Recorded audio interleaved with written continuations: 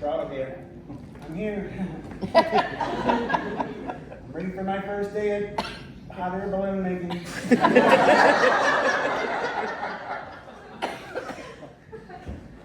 Okay. Okay. Are we gonna make hot air balloons? We'll get to that. First, we gotta check your vitals. This is a mental institution, isn't it? Listen, Gary. I know you're on Craigslist.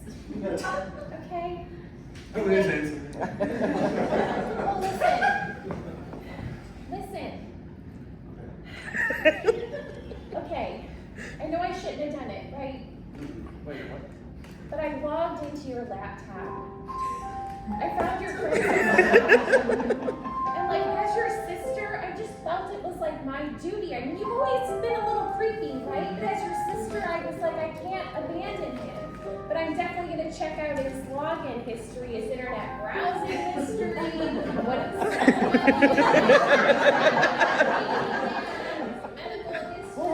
I'm definitely going to check all of it out, Gary, because I'm your sister and I love you.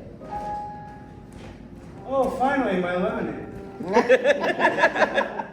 It's not lemonade.